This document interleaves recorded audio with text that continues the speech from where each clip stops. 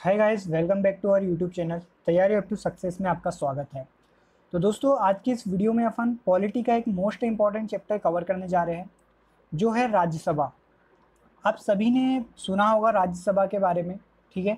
इसे Indian constitution में upper house बोला जाता है, स्थायी सदन और विशेष सदन का भी नाम दिया जाता है, ठीक है। तो आज मोस्टली इम्पॉर्टेंट वन थिंग आपको मैं पहले बता दूं कि इस वीडियो लेक्चर में मैं आपको राज्यसभा के बारे में पूरा डिटेल अध्ययन अपन करेंगे, और जो इम्पोर्टेंट फैक्ट है राज्यसभा के संबंधित जो एग्ज़ाम में आते हैं। जैसे कि अगर आप कोई से एग्ज़ाम की तैयारी करते हैं तो उसमें इंडियन पॉलिटी से बहुत ज़्यादा क्वेश्चन पूछे जाते हैं। इंडियन पॉलिटी में दोस्तों राज्यसभा जो चैप्टर है वो काफ़ी इम्पोर्टेंट चैप्टर माना जाता है। तो उसी चैप्टर को अपन आज इस वीडियो लेक्चर में कवर करने का प्रयास करेंगे। तो आइए फ्रेंड, अपन स्टार्ट करते हैं अपने इस वीडियो लेक्चर को। तो सबसे पहले दोस्तों आपको मैं बता दूं कि भारत की जो विधायिका होती है, ठीक है, विधायिका होती है, विधायिका के जो अंग होते हैं, विधायिका का मतलब ये होता है कि भारतीय कार्यपालिका में या भारतीय संसद में बात करें अपन, तो जो विधेयक का निर्माण करता है वो कौन करता है? वो विधायिका करती है। कहाँ की? भारत की विधायिका करती है, ठीक है। तो विधायिका दोस्तों दो स्तर पर होती है। एक केंद्र स्तर पर विधायिका अलग काम करती है और दूसरी राज्य स्तर पर विधायिका काम करती है।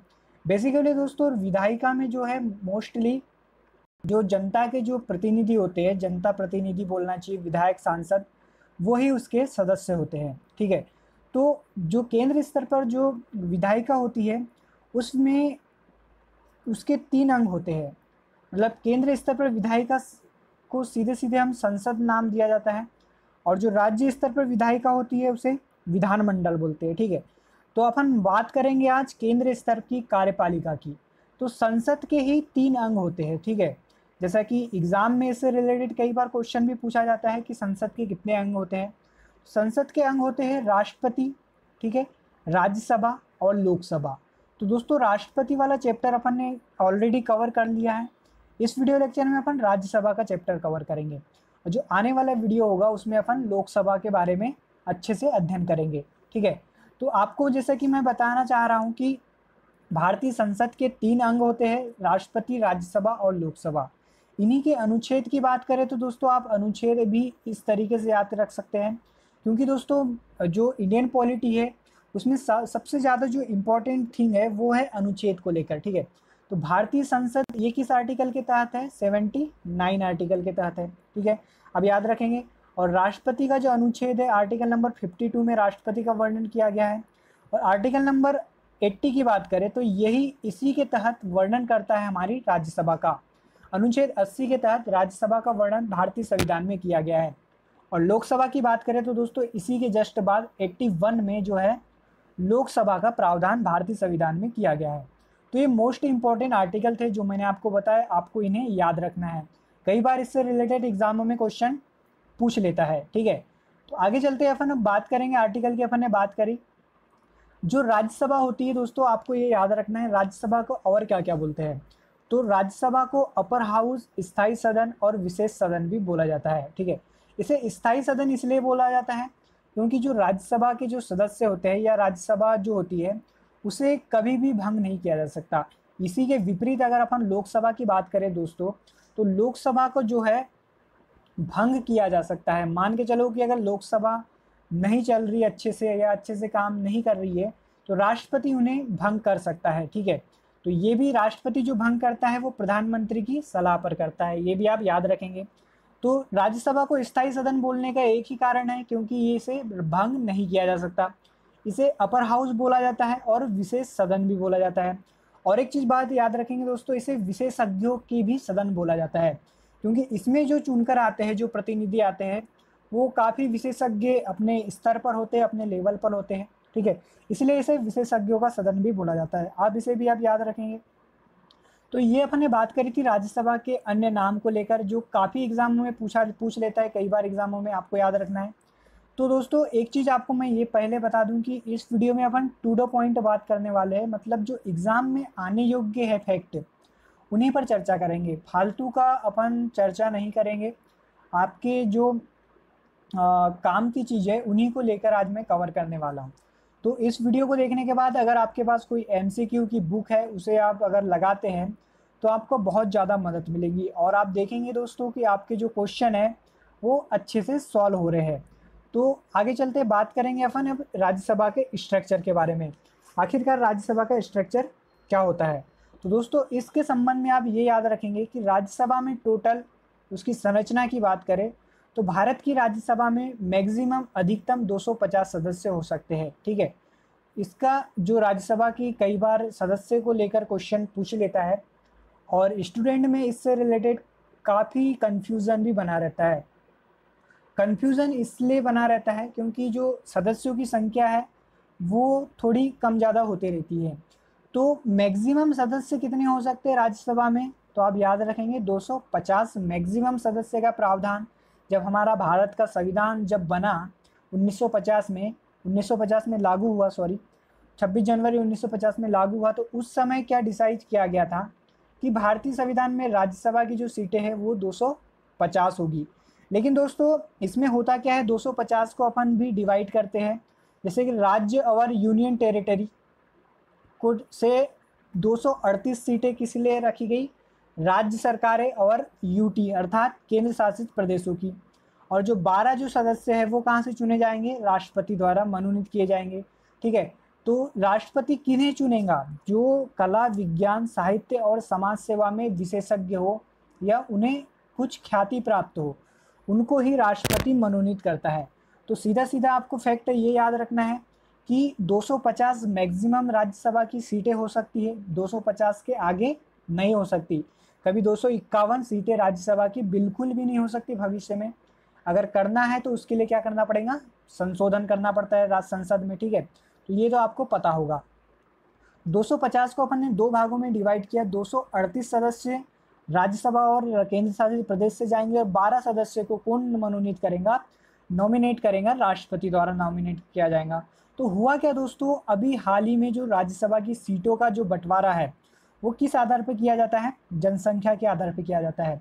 इसके संबंध में एक अनुसूची होती है दोस्तों, चौथी अनुसूची में अगर आप पढ़ते होंगे 4th शेड्यूल, इसमें प्रावधान किया गया है भारतीय संविधान के राज्यसभा में सीटों के बंटवारे को लेकर। ठीक है, आप चौथी अनुसूची पढ़ेंगे तो आपको अच्छे तरीके से समझ में आ जाएगा कि जो भारतीय संविधान में सीटों, जो राज्यसभा में सीटों का बंटवारा होता है वो जनसंख्या के आधार पर होता है। ठीक है, तो इसका वर्णन चौथी अनुसूची में किया गया है। लेकिन क्या हुआ दोस्तों, 1950 में जब भारतीय संविधान बना उस समय 250 डिसाइड कर दी गई थी टोटल राज्यसभा की सीटें।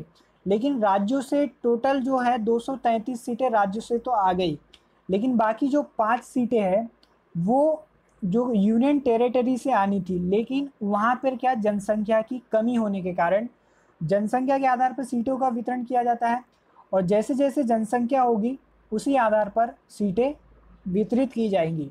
तो यूनियन टेरिटरी में जो दो यूनियन टेरिटरी है, एक दिल्ली और पुडुचेरी, जिसमें क्या है, विधानमंडल है, क्या विधान सभा है। ठीक है, तो विधानसभा से सिर्फ यूनियन टेरिटरी ऐसी दो है, दिल्ली और पुडुचेरी, यहाँ से राज्यसभा में एक एक सीट इन्हें दी गई है।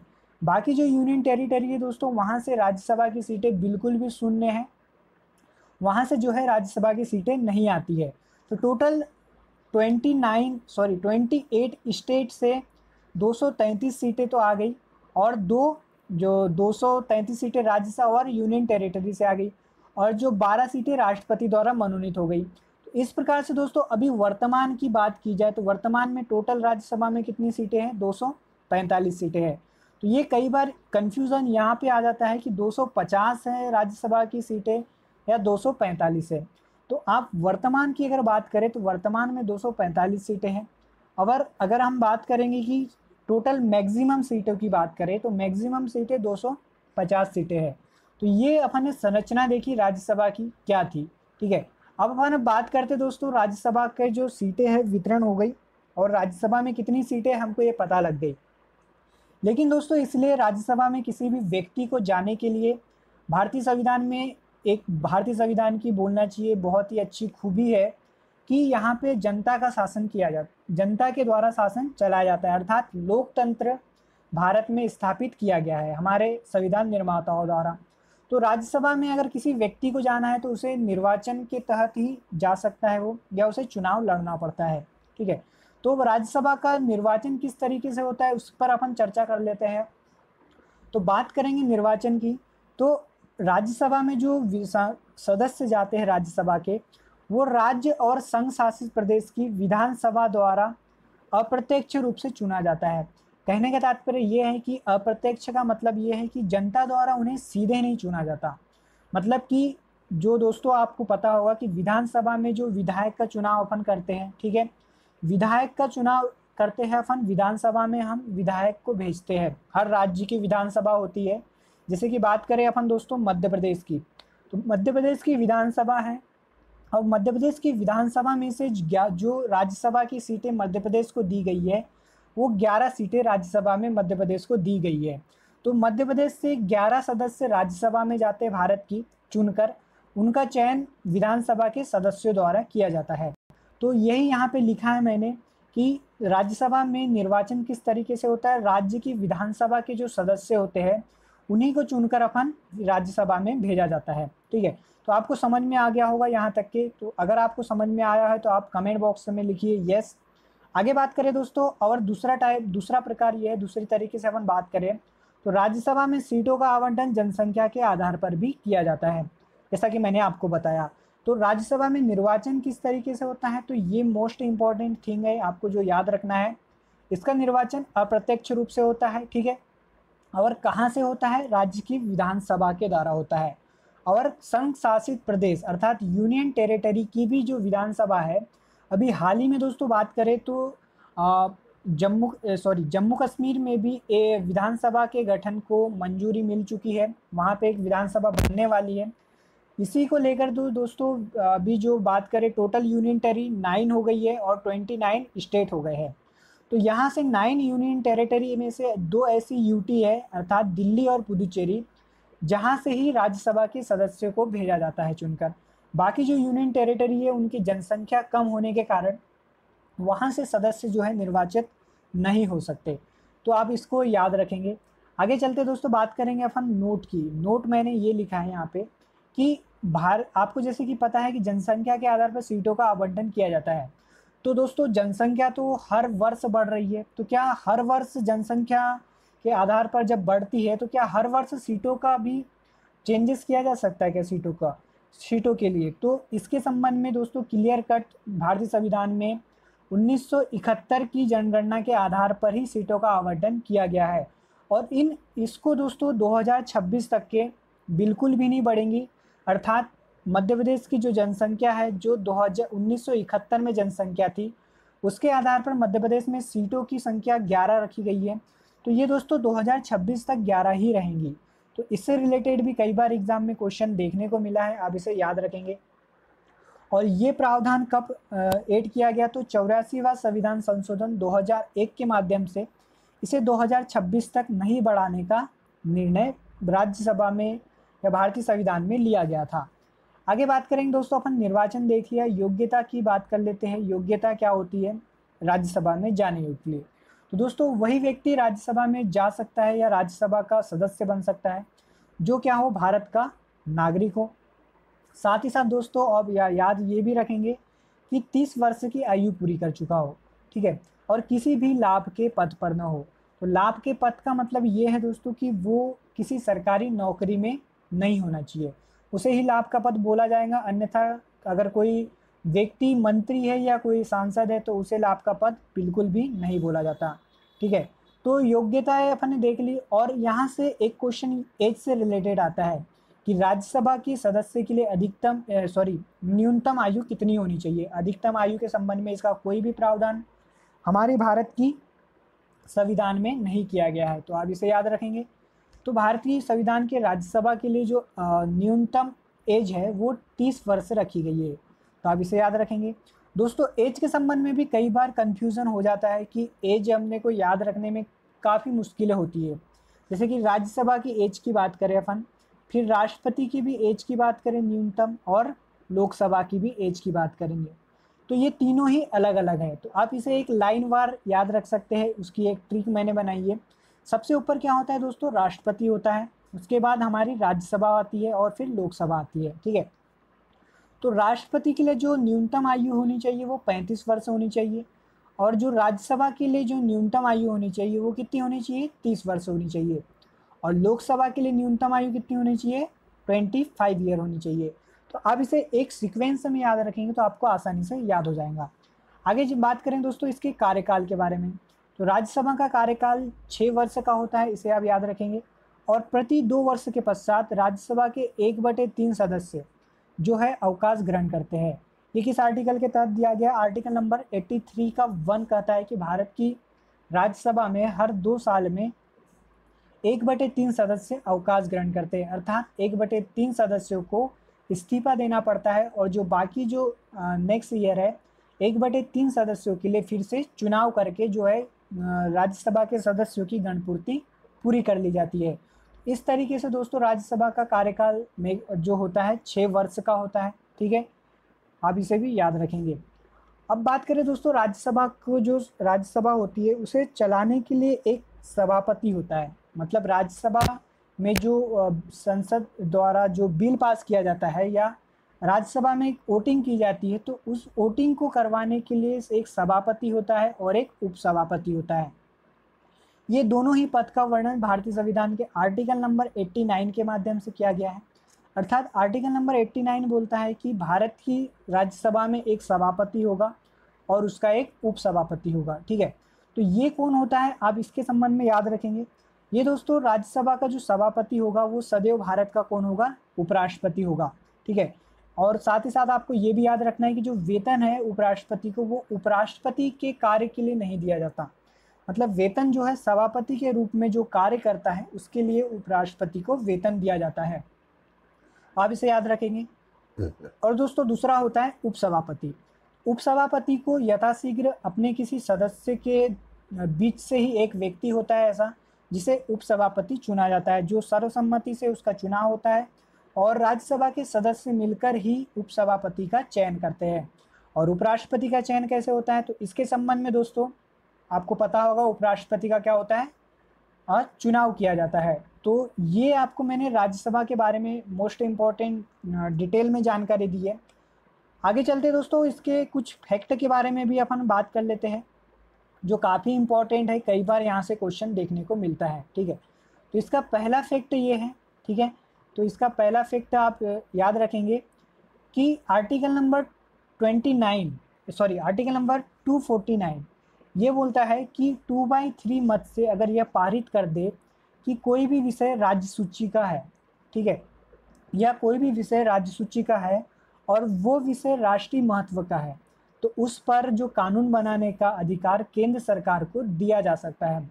जैसा कि आपको पता होगा कि भारतीय संविधान में 3 प्रकार की सूची होती है, एक केंद्र सूची होती है, राज्य सूची होती है, और एक संघ सूची होती है, समवर्ती सूची होती है, ठीक है। तो केंद्र सूची जो होती है दोस्तों, इस पर जो कानून बना सकता है केंद्र सूची के विषय पर, वो केवल और केवल केंद्र सरकार के द्वारा ही बनाई जा सकती है। और बात करें वहीं राज्य सूची की, तो राज्य सूची पर जो कानून बनाने का कार्य है वो सिर्फ कौन करती है, राज्य सरकार करती है, या राज्यों के द्वारा किया जाता है। तो दोस्तों राज्यसभा अगर अपने 2/3 मत से ये पास कर दे कि ये जो विषय है ये राष्ट्रीय महत्व का है और जो वो विषय किसका है, राज्य सूची का है, तो उसके विषय पर भी केंद्र सरकार कानून बना सकती है। ये किस आर्टिकल में दिया गया है, आर्टिकल नंबर 249 में दिया गया है, ठीक है। आगे बात करें आर्टिकल नंबर 312 की, तो दोस्तों 312 के माध्यम से जो अखिल भारतीय सेवाएं हैं, मतलब कि यूपीएससी और एमपीपीएससी, ठीक है, इनका जो सृजन है, अर्थात इनको बनाने का या इनको नष्ट करने का, इनका अधिकार केवल और केवल राज्य सरकार को ही दिया गया है, मतलब राज्यसभा को ही दिया गया है। मतलब राज्यसभा ये डिसाइड कर सकती है कि किसी यूपीएससी की कितनी सीटों को बढ़ाना है या कितनी सीटों को कम करना है। ये निर्णय कौन करेगा, राज्यसभा ही करेंगी। तो ये भी आप इसको याद रखेंगे, मोस्ट इम्पॉर्टेंट है। आगे बात करें दोस्तों, उपराष्ट्रपति को हटाने वाला प्रस्ताव केवल और केवल पहले राज्यसभा में ही लाया जाता है, इसे भी याद रखेंगे, मोस्ट इम्पॉर्टेंट फैक्ट है ये, ठीक है। इसी के विपरीत अपन उपराष्ट्रपति के बारे में देखें तो उपराष्ट्रपति के राष्ट्रपति के संबंध में अपन अगर देखें तो राष्ट्रपति के संबंध में ऐसा बिल्कुल भी प्रावधान नहीं है। किसी भी सदन में अपन जो उसे हटाने का प्रस्ताव है, बात करें महाभियोग है, तो वो किसी भी सदन में अपन लगा सकते हैं। लेकिन अगर अपने को उपराष्ट्रपति को हटाना है तो उसके संबंध में प्रस्ताव पहले राज्यसभा में ही लाएंगे, उसके बाद लोकसभा में भेजा जाता है। आगे फैक्ट याद रखना है आपको, राष्ट्रपति वर्ष में कम से कम 2 बार राज्यसभा का अधिवेशन आहूत करता है। मतलब कि राज्यसभा का अधिवेशन आहूत करने का अधिकार राष्ट्रपति को प्राप्त है, इसे याद रखेंगे। आगे बात करें दोस्तों, राज्यसभा की पहली बार गठन राज्यसभा का कब किया गया था? 3 अप्रैल 1952 को किया गया था और इसकी पहली बैठक 13 मई 1952 को हुई थी। मतलब राज्यसभा के गठन के संबंध में जो प्रावधान जो बात करेंगे की जाए अपन, तो राज्यसभा का गठन कब किया गया था? तो 3 अप्रैल 1952 को राज्यसभा का गठन किया गया था। आप इसे याद रखेंगे। आगे बात करें दोस्तों, मंत्रिपरिषद राज्यसभा के प्रति उत्तरदायी नहीं होता। ये बिल्कुल भी आपको याद रखना है, क्योंकि मंत्रिपरिषद लोकसभा के प्रति उत्तरदायी होता है। ठीक है, आप जब लोकसभा वाला चैप्टर पढ़ेंगे तो आप इसके संबंध में आपको डिटेल में जानकारी मैं बताऊंगा आपको। ठीक है, तो ये राज्यसभा के संबंध में अपन इंपॉर्टेंट फैक्ट याद किया है जो आपको याद रखना है। लास्ट में दोस्तों आपको एक स्ट्रक्चर के माध्यम से मैंने यहाँ पे आपको बताया है कि संसद के 3 अंग होते हैं, राष्ट्रपति, राज्यसभा और लोकसभा। आप इसे याद करेंगे और इस वीडियो को अपन अब समाप्त करेंगे। आई होप कि आपको ये वीडियो अच्छा लगा होगा। ये वीडियो अच्छा लगा है तो इस वीडियो को लाइक कर देना, अपने दोस्तों में शेयर करना और कमेंट करना ना भूलना। ठीक है, तो दोस्तों चलिए दोस्तों अपन अब स्टॉप करते हैं अपने इस वीडियो को। Bye bye, Tata.